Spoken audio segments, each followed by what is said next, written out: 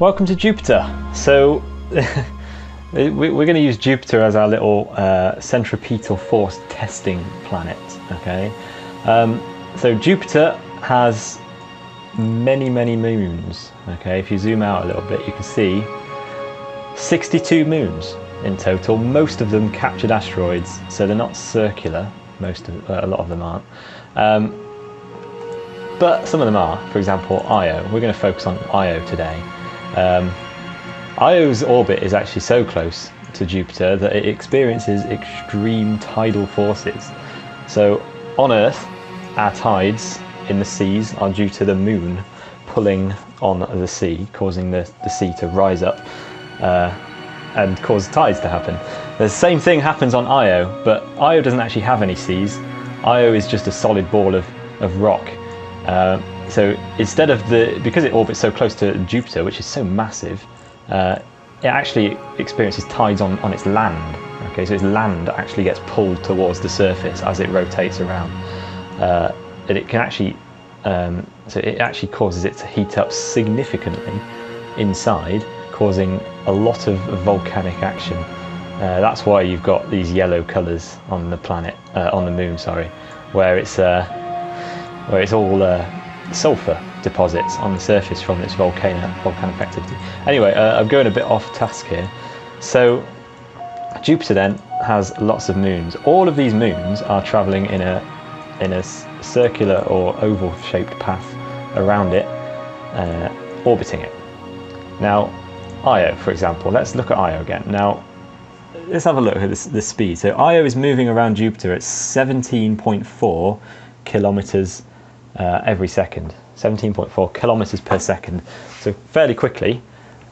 It's moving in a circular path. Its speed is not changing. Its speed around Jupiter is not changing. Is it accelerating?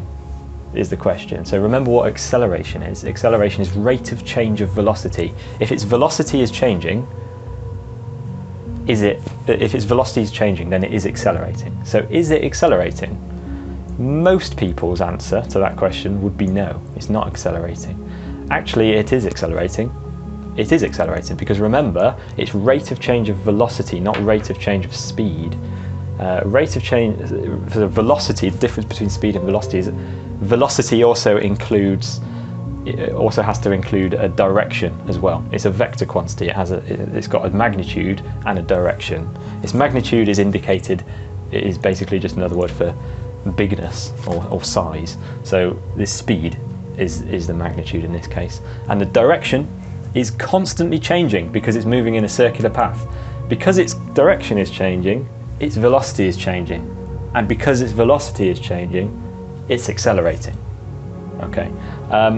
Remember what Sir Isaac Newton said in his first law: if an object does not experience a resultant force, then it will remain at a constant speed in the constant direction. In other words, it won't change its velocity, it won't accelerate. In his second law, it can be simplified to F equals ma. In other words, in order to accelerate an object, you need to give it a force. Okay, so Io is accelerating, so it needs to experience a force, and if that force is causing it to move in a circular path instead of changing its velocity, then we can call that force its centripetal force. So a centripetal force will always point towards the center of the circle, and it will cause that object to continue moving in that circular path. As you can see here, Io is moving in a circular path. It's accelerating, therefore it must be experiencing a force. That force is centripetal force towards Jupiter. What force is giving that centripetal force? What force do you think is providing that centripetal force? Well, it's gravity in this case. So gravity is what's keeping Io moving in a circular path. What do you think will happen if I remove Jupiter entirely? If I remove the centripetal force, if I remove gravitational force, what's going to happen to Io? Well, I think we should find out. I'll firstly have a think. What do you think is going to happen? If I put it top down like this, do you think that Io will fly outwards like this? Do you think it will fly outwards like this, or do you think it will carry on moving in whatever direction it's moving in? Should we have a look? Let's have a look. Jupiter.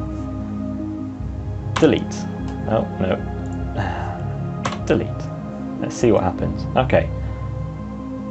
Notice that all of the moons are doing this now, so they've all just carried on moving in a straight line. Okay. A lot of people think that if you let go of something that you're swinging around your head, it will fly outwards. Actually, it won't. It will carry on moving in whatever direction it's moving in. And it's the same situation with Jupiter. If I remove Jupiter, then Io and all the other moons will just carry on moving at the velocity it was moving at. Yeah, it will carry on moving at the same speed. It's still 17.3 kilometers per second, except now it's not accelerating, so its direction isn't changing either. It's just moving through space, basically, okay? As are all its other moons as well, just moving freely through space until it gets captured by some other planet or star. Yeah, so straight path, that is the direction its velocity takes. If I reload a simulation, let's go for something a bit more simple. Let's go. I don't want to go Pluto because that's not simple. Let's go for the Earth and the Moon. Okay, Earth-Moon system. So, Moon orbiting the Earth, much further away this time. Now, at any one point in its orbit, okay, let's speed it up a little bit. So, at any one point in its orbit, the direction of its velocity is always tangential to the path it's moving. So it's moving in a circle, so this direction here would be its velocity. A little bit further, its velocity is now this direction. The magnitude is the same, the direction has changed, and the Earth is providing gravitational force to accelerate the Moon in a circular path. The Moon is always accelerating, okay, because it's moving in a circular path. Actually, quite interesting stuff's happening here. So the Earth is actually moving through space, and it's experiencing a tug from the Moon as well, which is causing the Earth to move. But you don't need to worry about that. Let's just ignore that for now. Let's delete the Earth just to see what happens to the Moon. Hopefully the same thing again. Yep, it flies off into space in a tangential path to its original circular path. Okay, forever lost to space.